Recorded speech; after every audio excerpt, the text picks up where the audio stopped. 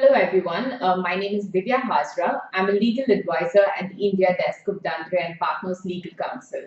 In my today's YouTube video, I will be introducing you to the e-commerce sector of India. Now, before I begin to introduce the e-commerce sector of India to you, I would quickly like to introduce our law firm. Dandre and Partners Legal Counsel is a full-service law firm which is headquartered in Shanghai in China. We were founded in the year 2013 by Mr. Carlo D'Andrea, who's a pioneer in Italian law in China, and Mr. Matteo Jer, who's one of the first Italian-speaking Chinese lawyers. When it comes to our practice areas, we are a full service law firm, like I mentioned to you, and our special focus includes corporate and commercial law, legal compliance, merger and acquisitions, environmental law compliance, labor law, IPR, FDI, ODI, and dispute resolution.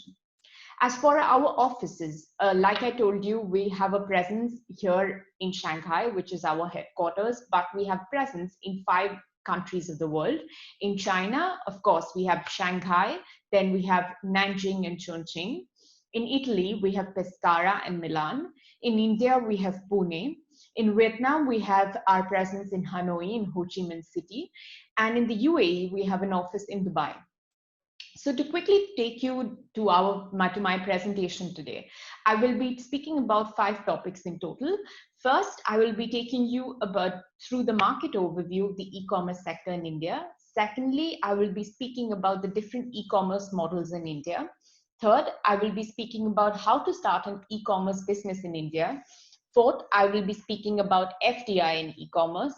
And fifth, I will be speaking about consumer protection and e-commerce regulations in India. So what are the advantages, or what is the market overview when it comes to the e-commerce sector of India?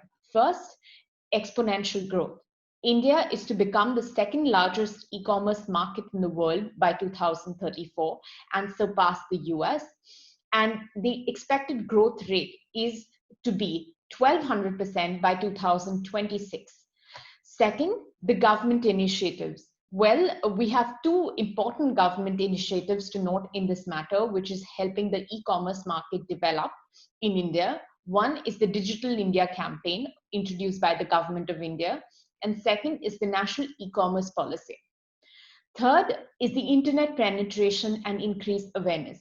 We have a young demographic with the smartphone penetration along with the internet penetration being the 2nd highest in the world.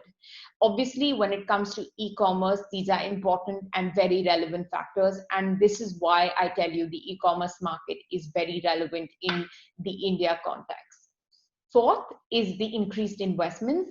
Because of the improved legislations and increased focus of the Government of India to have more and more investment in this sector, there has been several legislations which has been brought into place, which is helping increase the FDI and domestic investment in this segment.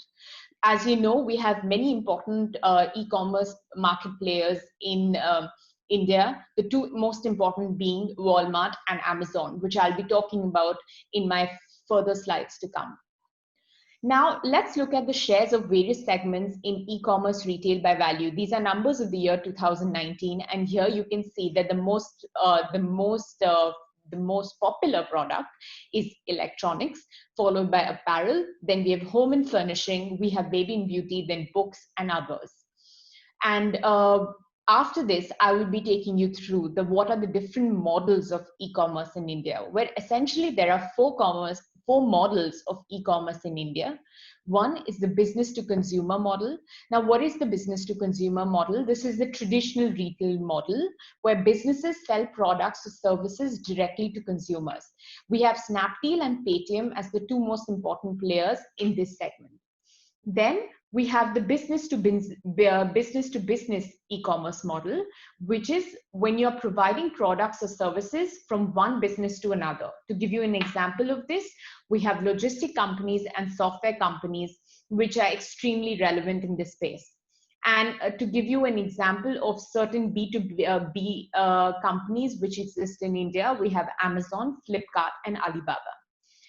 Then comes the consumer to consumer model, which is when one consumer sells to another consumer with the e-commerce platform retaining a small commission. This essentially is in the case when you are moving out of your apartment or moving from one country to another and you need to get rid of some of your old products that you have in your house. You can have them listed and sell it directly from one consumer to another. And such platforms include eBay, OLX, and Quikr. And the fourth e-commerce model, which is prevalent in the Indian markets, is the consumer to business model. This includes when individuals monetize their skills to provide services to company. Essentially, to give you an example, you're a very talented artist or a painter, and say Asian Paints in their Mumbai office requires someone to make a beautiful portrait of the view from their office. And so if you eventually have that skill, you can register on these websites, which I've put here on my presentation, like Blog, Upwork, Freelancer. And through this, you can gain work, or you can find the consumers for your skills or services. Now, how to start an e-commerce business in India? Well, it's relatively very simple to start an e-commerce model business in India. First, you need to decide the business model. That is, you need to decide whether you want to build your own e-commerce platform, or you want to get yourself registered in a pre-existing e-commerce platform. Like I mentioned to you before, you have Amazon, Flipkart. Now, if you have products which you want to sell, you can directly sell them through Amazon or Flipkart, or you can build your own website. But essentially, if your budget is small and you don't have a big marketing team and you don't want to make this project very expensive for yourself, I would suggest to go with a pre-existing e-commerce platform and sell your products through there.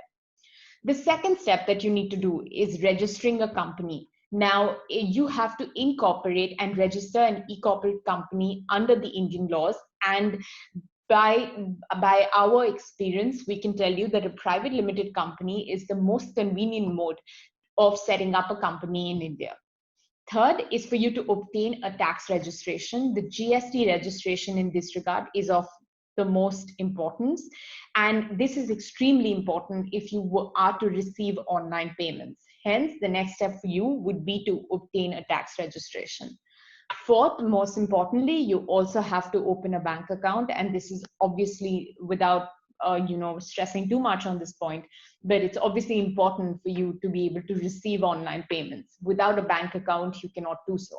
And fifth is if you're setting up your own custom built e-commerce website, then you have to get yourself registered on a payment gateway.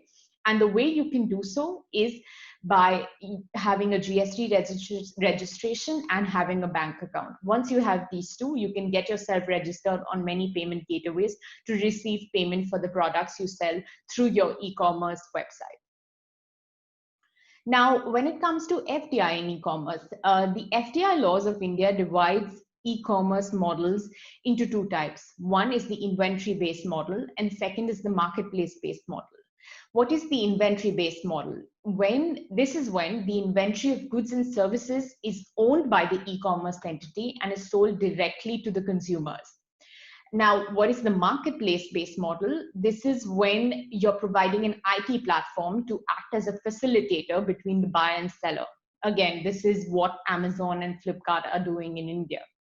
So essentially 100% FDI is permitted under the automatic route in the marketplace-based model, but in the inventory-based model, FDI is restricted or it's prohibited. Now, essentially the reason why the government of India has made such a provision, it's essentially to protect the interest of small-time retailers and producers in India, because for small-time retailers and producers in India to compete with large product manufacturers or large companies such as Walmart and Amazon could be difficult, because obviously they have a much larger infrastructure and a much larger production scale. So their products, the pricing of their products versus the pricing of the product, the small time manufacturer in India can never compete. Hence, there is a distinction between these two models in the FDI policy of India, where one is permitted and the other is prohibited. Now, to take you through the two biggest FDI players in the Indian markets. One, these two are very popular, and I'm sure every one of you know about this, which is Flipkart and Amazon. So Flipkart is essentially backed by Walmart because in the year 2018, Walmart acquired 77% stake in Flipkart for a value of USD 16 billion.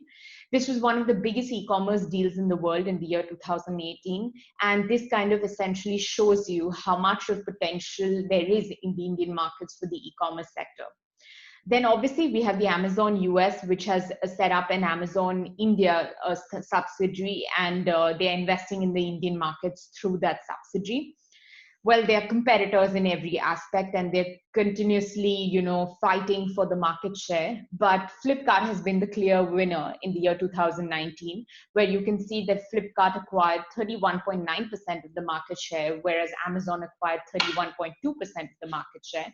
Even in terms of revenue, they're competitive because Flipkart made a revenue of 6.1 billion, whereas Amazon made a revenue of USD 5 billion. Now, when it comes to products, I'm not going to go into it because I'm sure most of you watching this video are aware of what are the different products available on these websites, and they're pretty competitive and they're pretty similar.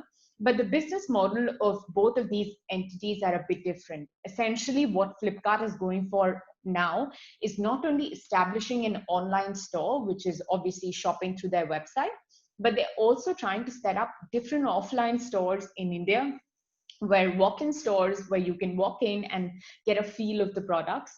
Whereas what Amazon is focusing more on is obviously the online platform that it has, but it's also investing in other e-commerce companies in India like Shopperstop and the Future Group, and it's kind of expanding its scope into the Indian markets by investing in other e-commerce companies in India. Now, I will be speaking about my last but most important topic, which is consumer protection and the e-commerce markets of India. And I'm going to briefly introduce you the Consumer Protection E-commerce Rules of 2020. These rules were passed under the Consumer Protection Act, and it's highly important and highly relevant for all of you viewers who want to set up an e-commerce business in India. Now, this law essentially lays down the duties and liabilities of different entities. So first, I will take you through the duties, or what are the different liabilities or duties which e-commerce entities have in the Indian markets. First is compulsory registration. This is something which I mentioned to you before as well, that if you want to set up an e-commerce business in India, you must have a company which is compulsory registered under the Indian Companies Act. Second is to clearly display on your name, the website's headquarters, your customer care and grievance officer on your platform. Again, this is something which I want to share some more information about, which is an e-commerce entity in India must have a customer care, a well-established customer care service, and it must appoint a grievance officer. This is something which is compulsory and must be taken care of. Now, generally for e-commerce entities, they have to receive a complaint within 48 hours, and they have to have a compulsory grievance redressal within 1 month. So this is kind of these are the most important duties when it comes to an e-commerce entity. Now, if you're looking to set up an e-commerce marketplace, which is also obviously first, you have to be an e-commerce entity to be able to set up an e-commerce marketplace. Now, if you're setting up a marketplace, you have some additional burdens or some additional duties to fulfill, which is essentially you have to ensure that you take an undertaking from all the sellers that the goods being sold on your marketplace are genuine. Second, you have to clearly display all details of your seller, which includes the name, the registered office address, the customer care number of the seller who's selling on your platform. And third, you have to clearly display all information regarding return, refund, exchange, warranty, and guarantee, delivery, shipment, what are the modes of payments, and obviously the grievance redressal mechanism.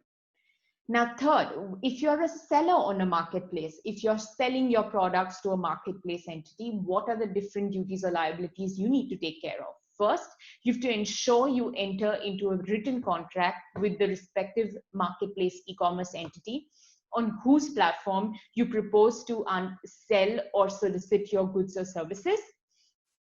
Second, you have to ensure that all advertisements in relation to your products or services are accurate and genuine. Essentially, you cannot be your advertisements cannot make your products look very different from what they actually are.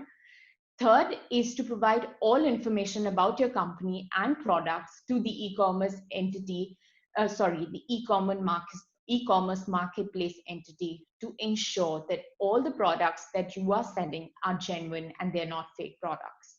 So essentially, these are the important laws, or these are the different rules which you have to keep in mind if you are an e-commerce marketplace entity, or if you're a seller who's selling on a marketplace, an e-commerce marketplace.